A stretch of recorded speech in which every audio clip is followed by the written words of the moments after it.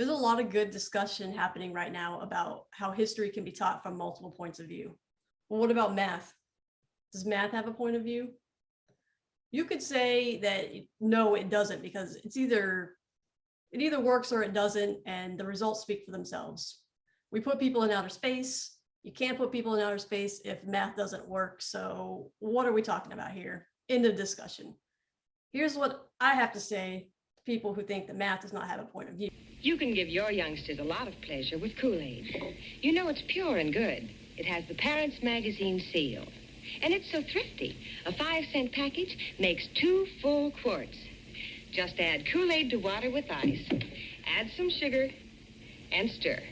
For the very best drink you ever made. Be sure that the envelope says Kool-Aid. Exactly. So let's talk about 1 + 1 = 2. But let's do it as if we have some self-respect, shall we? These are just symbols. They're symbols that stand for words. You can substitute the word 1 for the symbol 1.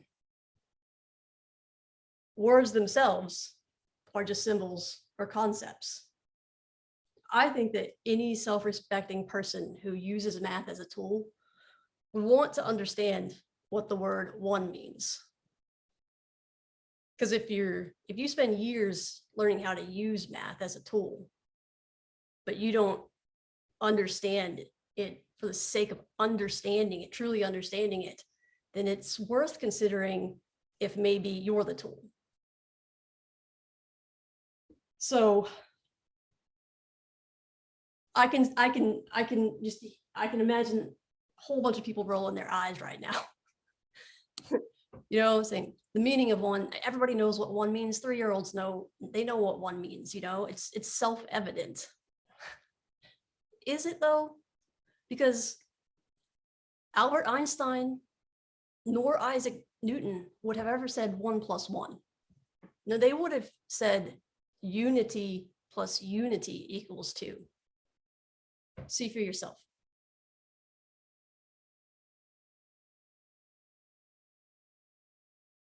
So check it out. Pretty much everyone who was born before the turn of the 20th century used the word unity for the symbol 1 as opposed to the word 1 for the symbol 1. Let me give you some examples. St. Thomas Aquinas from the 1200s. Among numbers, the addition or subtraction of unity changes the species of a number, as appears in the numbers 2 and 3. Translation: if you subtract unity from 3, you get 2. George Boole, as in Boolean algebra, as Boolean search terms. He's an OG of computer science. Wrote this in 1847. Let us employ the symbol 1 or unity to represent the universe.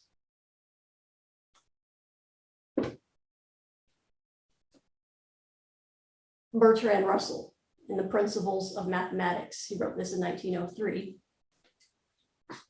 He's an OG of set theory. 2 terms may be said to be equal when their ratio is unity.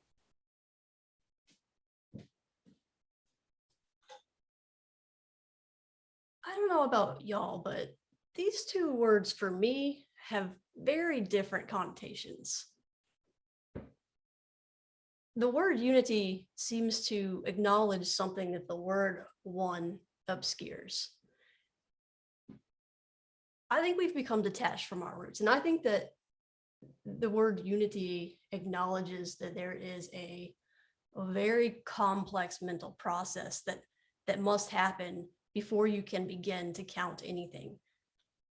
I think it's akin to when you're dancing and you try to hop on the 1 without acknowledging the and before the 1. So what is the and before the 1 that Einstein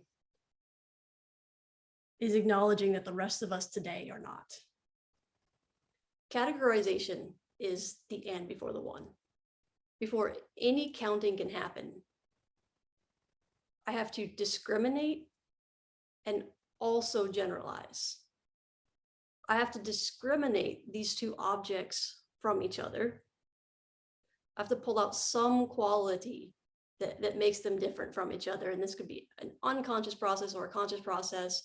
Perhaps it's their spatial relationship. They have different positions that discriminates them.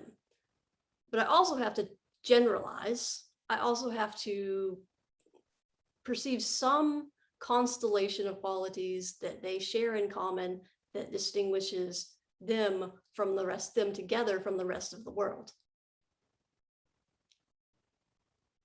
And this has to happen simultaneously, not sequentially. You can't have community without individuality, and you can't have individuality without community. They cannot exist without each other. It's a little metaphorical. But see, this is why Count Dracula loves to count so much. Do you know what? Look, flowers. I will count them. One flower. Two flowers.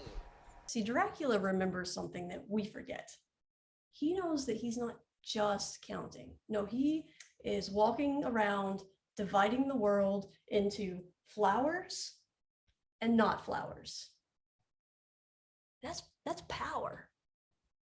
And the problem with these 2 points of view is that they obscure our power. This one is just completely divorced from anything that we could imagine touching or feeling sensibly in a tangible way. This one tends to overemphasize objectification. There's a subtle implication in there that the world came to us pre-categorized, as if we didn't have anything to do with it, our ancestors didn't have anything to do with it, and that the progress happens by discovering the correct categories that already pre-exist us, as opposed to us continually creating categories. We should never take the meaning of anything as self-evident, and we should never give away our power to define the meaning of words and symbols. Even Humpty Dumpty had at least that much self-respect. But glory doesn't mean a nice knockdown argument. When I use a word, it means just what I choose it to mean. Neither more nor less. The question is whether you can make words mean so many different things. The question is, which is to be master? That's all.